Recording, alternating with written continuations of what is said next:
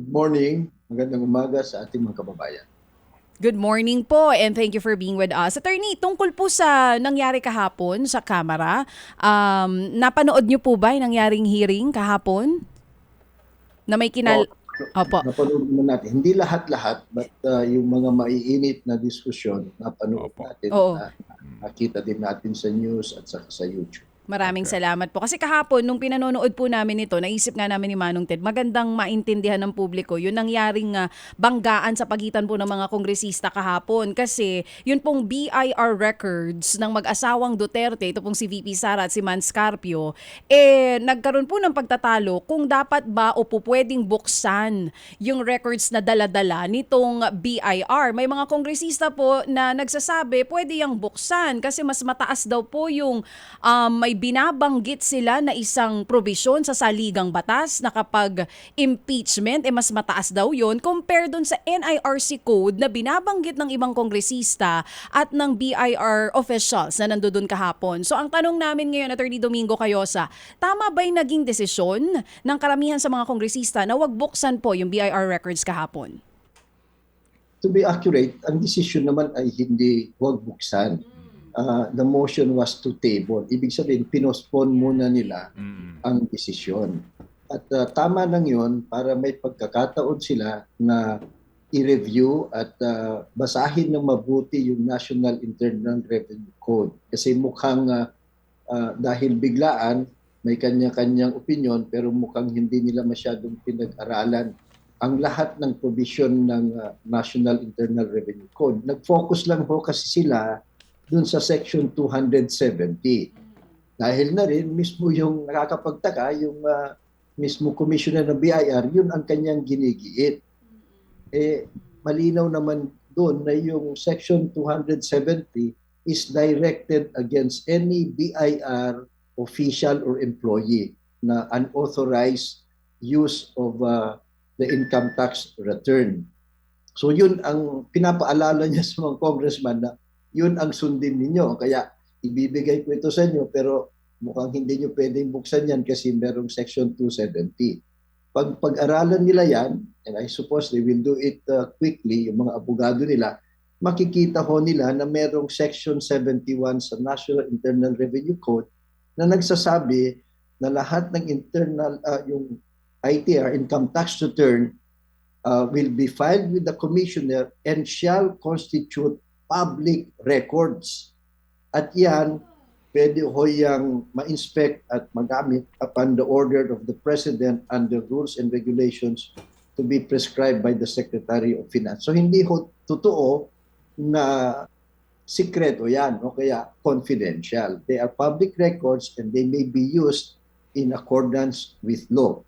Ito naman Kongreso, naiintindihan natin, meron ho kasi silang malinaw na subpoena powers under the Constitution.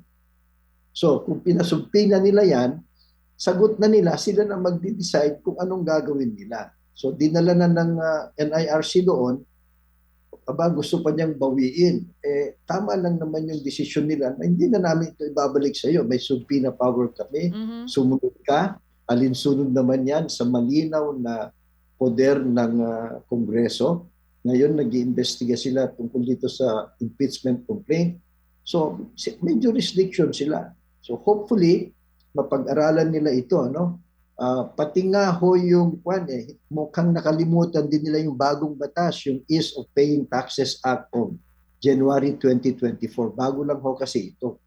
Malinaw din ho doon na yung mga datos ng BIR are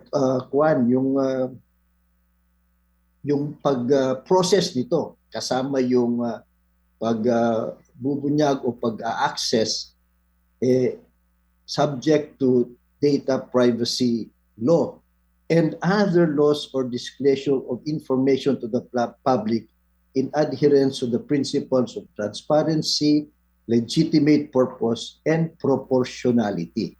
So malinaw din ho dito sa mas bagong amendatory law sa National Internal Revenue Code na pwede ho yan in accordance with law. Ang importante lang, merong batayang batas o proseso na nag-o-authorize dun sa paggamit dun sa mga information na hawak ng BIR. Oo, at may Hindi ho absolute yung Oo, sinasabi. ng Hindi ho NIR. Oo, ng BIR Commissioner. So sa madaling salita, hindi applicable yung bringing up na NIRC law kahapon or provision. Tama po yung naging isang parang punto nung isa sa mga kongresista doon na binabanggit niya kapag impeachment daw po ang usapan, mas mauunang masunod yung konstitusyon natin and even the impeachment rules more than the NIRC or the code na binabanggit po kahapon. Tama po ba yun? Fundamental naman ang Mhm. pinakamatas na batas natin, konstitusyon. Yes po, oo. Dalawa, pagdating sa impeachment, siyempre, ang susundin ng Kongreso, yung impeachment rules nila. If that is, and they have the power under the Constitution to promulgate their own impeachment rules. So, hindi yan pwedeng pakialaman ng kanino man. So, malinaw ho yan. But it's not even a dispute o kaya a comparison between the Constitution, impeachment rules, o kaya yung National Internal Revenue Code. You just look at the National Internal Revenue Code and the mandatory law, yung Ease of Paying Taxes Act, yung Section 46 nun, at saka yung Section 71 ng National Internal Revenue Code, the old provision. Malinaw ho na may mga exceptions dun sa sinasabi ng BIR Commissioner na confidential lahat yan.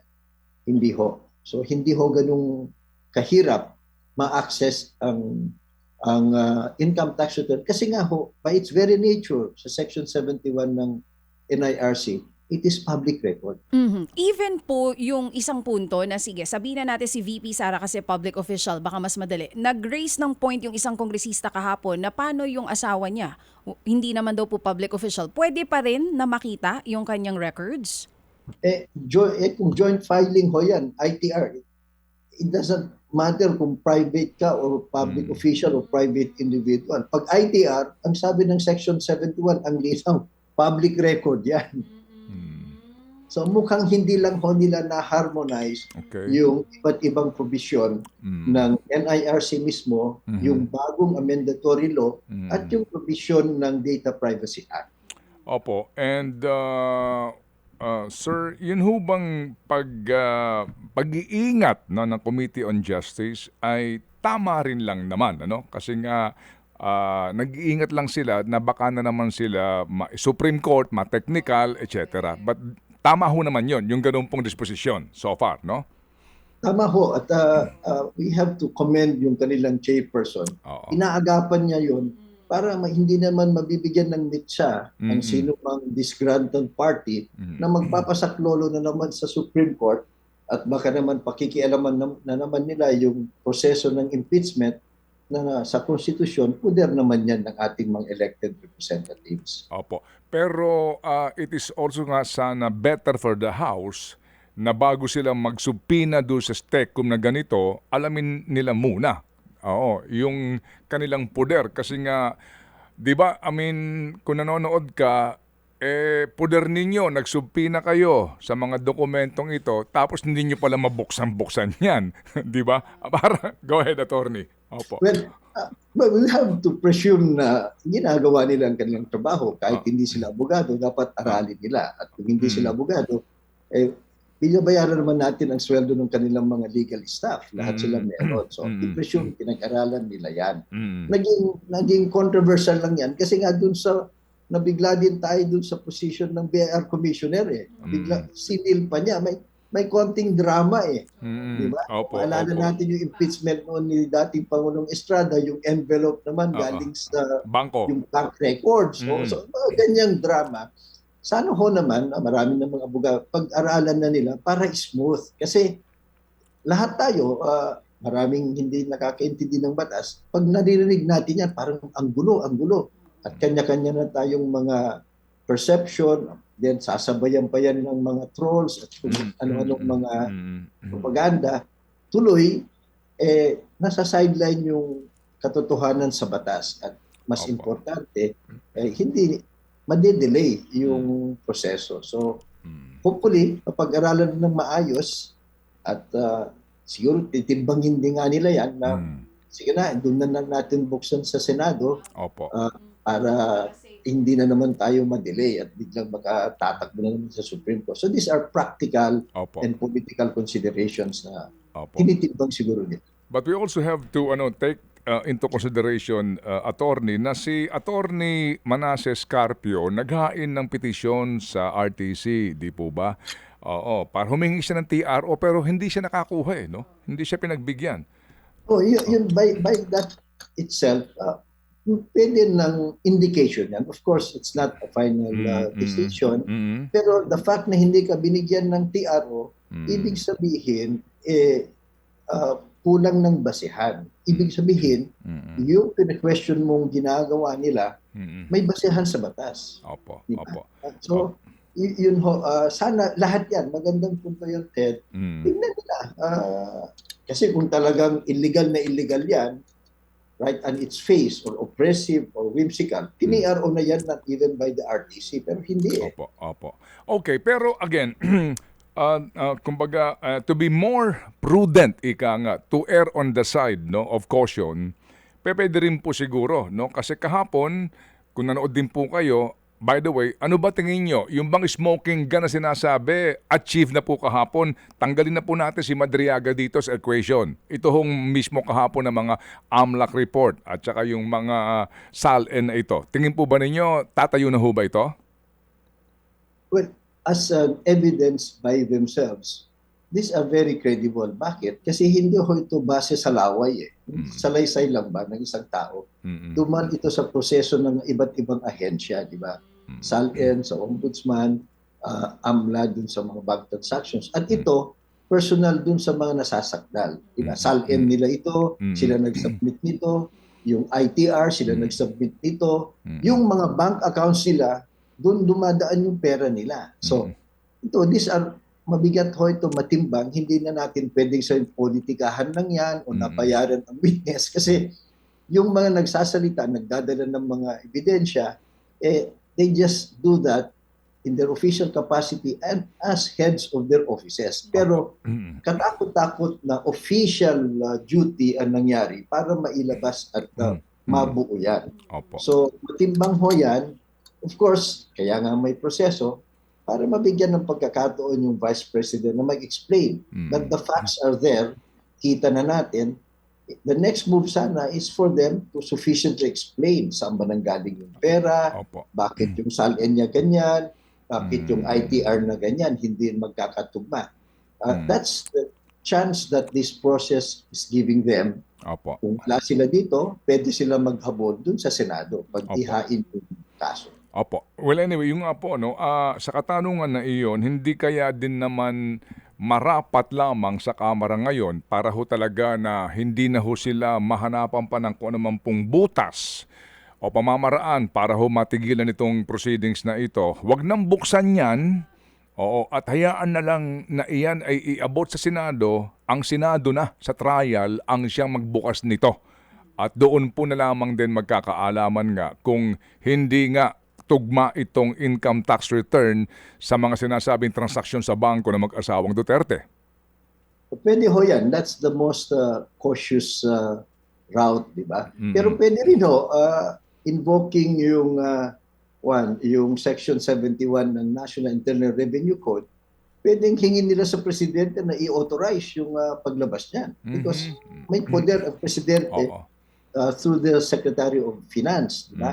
Pangalawa, pwede rin ho na i-invoking Section 270 of the NIRC, hingin nila sa Vice President na, sige, kung wala ka naman tinatago, mag-waive ka na lang. Buksan natin kasi ITR lang naman yan. Diba? Sila naman ang gumawa, under oath pa yan. So, yun yung mga mas shortcut sana, Ted. If there is really an interest and willingness na malaman ang katotohanan. Opo, but unfortunately nga po, hindi nga nasipot si VP Sara sa mga imbitasyon sa kanya dito po sa pagdinig na ito. Okay, so klaro na po yan. Speaking of the President, kahapon po ang Supreme Court and Bank directed the President, and Executive Secretary Ralph Recto to comment on a petition calling for the Chief Executive to take a hair follicle test and other examinations over long-standing but unsubstantiated claims of drug use. Attorney, bagamat pinakokomento lang sila, no? Wala pa talaga ditong disposisyon ng kataas-taasang hukuman. Dito ho ba pwede mag-invoke ang presidente ng right against self-incrimination? Well, maari, Ted, pero as I keep on explaining, they should avoid that. Kasi pag yung right against self-incrimination, ibig ko sabihin, ang sinasabi mo, pag sumagot ako dyan, ma-incriminate ako, mapapahamak ako, baka makasuhan pa ako. Kung matino kang tao, hindi mo i-invoke yan. Maaring i-invoke niya yung privacy o kaya sasabihin niya walang batas at hindi pwedeng i-compel either the president or any other any other individual, any other citizen to do those tests kung wala namang matimbang na dahilan. Wala namang kaso. And ito nga, sabi dun sa unsubstantiated. So bakit ka naman tumalima na basta may magsabing magpa-test ka nga ng hair follicle o kung ano-anong mga test. Unsubstantiated pa naman yung mga allegation niya. Bakit naman, di ba? So everyone is entitled to their privacy, to their life. Kahit president siya. Of course, when you're a public official, you give up a lot of your privacy. Pero dun sa Constitution din, Ted, alalahanin natin, there is a duty on the part of the executive to disclose the true nature of the health of the president only if yung kanyang sakit o yung ailment niya would render him incapable of discharging the functions of the presidency. Opo. Ito lang ho naman, mukhang kanya-kanyang batuhan. So hindi naman pwedeng lahat ng bato na ibabato sa'yo, kinakailangan sagutin mo. So comment lang naman yan. Sana naman ang Supreme Court, bilis-bilisan nila. Kasi merong mas seryosong panahon ni Pangulong Duterte. May isang nag-file, kung maalala nyo, si Attorney Dino De Leon. Dumaan ho yan sa Supreme Court. Matagal din kasi ang desisyon, pero ang naging desisyon, you cannot compel the President unless, yun nga, under the Constitution, seryoso, malubhang sakit that would render him capable of discharging his functions. Yun lang ho ang exception. So dalawang bagay po ito, no, doon sa Supreme Court nga po na inilabas na pahayag. Una, yung pong sinasabi po na hair follicle drug test, no? Po yung physical and mental examination. Pangalawa po, paglalabas ng kanyang medical report, no, medical record, no? Sa mga nagdaang nga po na confinement, etc. So, kaninyo, meron na hong Supreme Court decision doon sa medical record. No? Doon po sa drug test, attorney, kung kayo po ang sasagot sa ngalan ng presidente, ano ang mabisang sagot dito without invoking yung pong karapatan ng sino man na kanya pong ipahamak ang kanyang sarili? Well, una, sasabihin niya na wala ko namang batas to compel me as a citizen to undergo any test. At walang reasonable basis to compel me to undergo any test. It's not any of those instances where a person may be compelled to undergo a particular medical or diagnostic test or laboratory test. So yun lang ang simpleng sasabihin. Pangalawa, hindi rin pwedeng pilitin siya ng Supreme Court. Ang Supreme Court ho is a judicial branch. Hindi naman pwedeng utusan mo ang presidente dahil feel mo lang o dahil may nag-complaint lang. Dapat ho may basihan sa batas at sa tingin natin, wala naman. So I don't think he has to invoke yung right against self-incrimination. Kasi ano yun double-edged yung Ted. So they will avoid that. Oo. Sige, so klaro din po yan. Amin na lang pong aabusuhin. Ano po ang inyong pong panahon ngayon po, attorney? Ano ho ang tingin ninyo sa mga natatanggap lang natin na reports tungkol dito sa apprehension kay Zaldico, ang pinakamabilis na pamamaraan ngayon para pauwi ito sa Pilipinas? Yung matinding pagkikipag-usap ng ating Republika, ang ating Department of Foreign Affairs, dun sa gobyerno ng Czechoslovakia. Pangalawa, maganda rin na nagpadala ang gobyerno ng high-level delegation from the DILG at saka DOJ. Kasi importante din na ipakita sa gobyerno ng Czechoslovakia na meron tayong standing warrant of arrest. Mm. Yung kaso niya hindi political, hindi pang-aapi, it's not racial, or it is not a military issue. So ito ho kasi yung mga tinitignan ng ibang bansa pagdating dun sa mga banyaga na nasa kanila. Para din ma-preempt any attempt or intention on the part of former Congressman Saldico na to seek again political asylum, kagaya ni Professor Harry Roque. So yung mga desisyon kasi, order at batas natin sa Pilipinas, hindi ho naman automatic na kinikilala yan dun sa ibang bansa. So kinakailangan magdala sila ng official copy, explain nila. Ganun lamang ho yan. Kung ma-convince sila, makita na nila yan, isusurrender, bibigay na sa atin yung tao. Kasi as far as they're concerned, hindi na citizen yun eh. Pilipino yun. So kung may kaso siya, tama lang naman na ibalik siya dun sa korte, dun siya managot o dun siya yung jurisdiction ng korte. That's a usual diplomatic courtesy and that's standard in international. Opo. Well, concerning sa Saldico, siya ang binanggit ni dating Speaker Martin Romualdez sa kanyang video message. Would you care to comment dito po sa naging pahayag kung napanood po ninyo at nabalitaan ang mga sinasabi ni Martin Romualdez tungkol sa kanyang pagiging ginagawang scapegoat at kumbaga hindi ako solong babaksak dito? Go ahead po, attorney, please. Una, para sa taong bayan at para sa transparency and accountability in public office, mabuti at maganda na nagsalita si former Speaker Romualdez. Pangalawa, mas maganda sana kung yung mga sinasabi na niya sa video, panumpaan niya. So it gains more weight. No?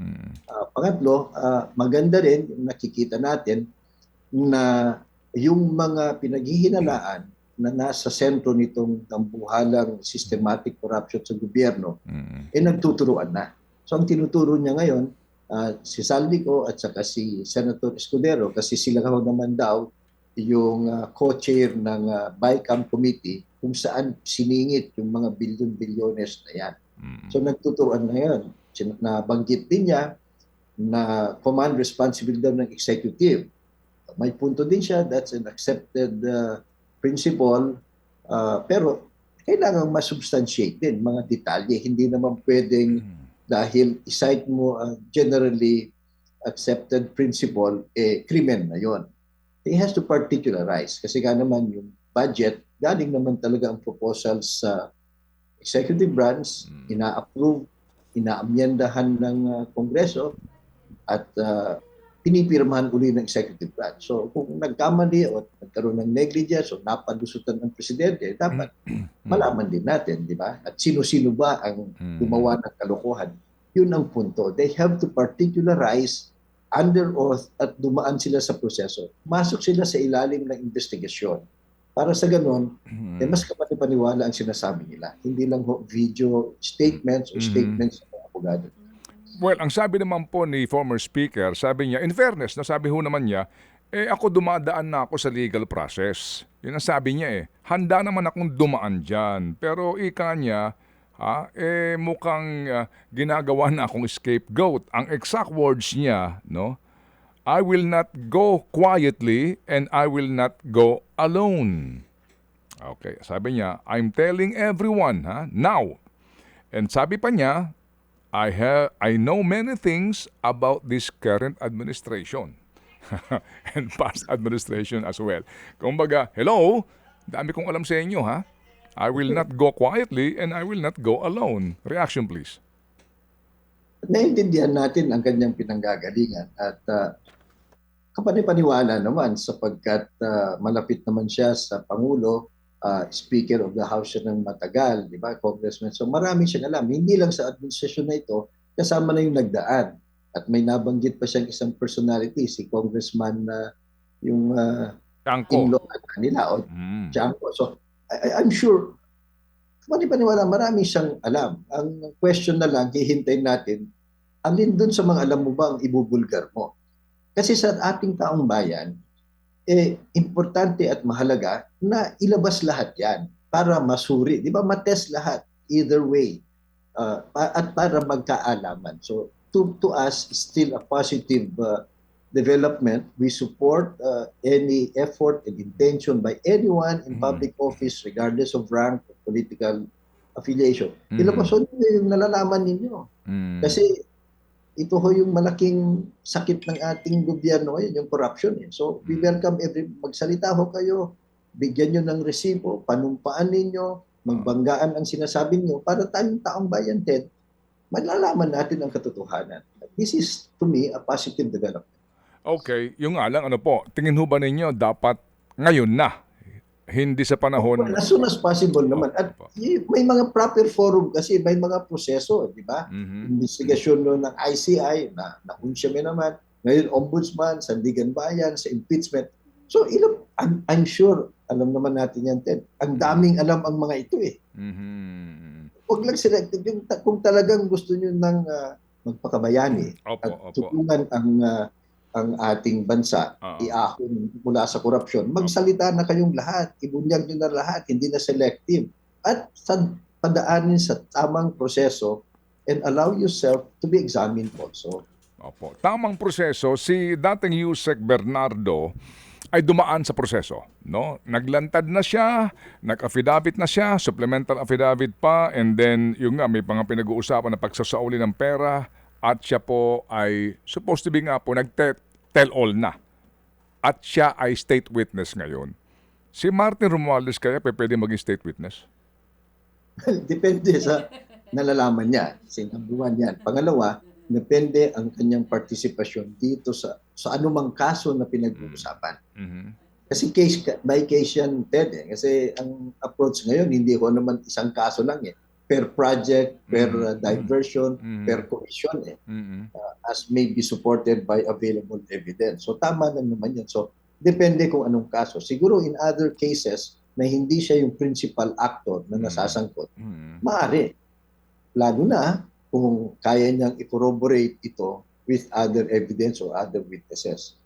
From where he came from and where he is now, meron siyang kakayanan na gawin niya. So sana nga ho, kumbaga ay mabasbasan lahat, ma-enlighten lahat, that magsalita na ho sila. Pero yun nga, sa tamang forum, hindi hanggang press release lang. Dapat may follow-through, may resibo. Opo. Sige, so Attorney Cayosa, again muli po kami ay lubos na nagpapasalamat sa inyo. Ang dami pong nakikinig, nanonood sa atin ngayon na muli po natuto dito po sa inyo pong mga ipinaliwanag sa isyung pambayan. Salamat, Attorney. Maraming salamat. Magandang umaga po sa lahat. Thank you. Dati pong presidente ng Integrated Bar of the Philippines. Sa iba pang mga balita at impormasyon, sundan niyo po kami sa X, Instagram, Facebook at syempre sa TikTok, True Network PH. Mag-subscribe din po kayo sa aming YouTube channel, True Network. May website din po tayo, truenetwork.ph, at pwede nyo rin po kaming mapanood sa Channel 19 ng aming True FM TV. Lagi pa rin makinig sa radyo dito po sa 105.9 True FM dahil dito, lagi po sa'yo, kapatid. Dito tayo sa totoo, tunay at tapat.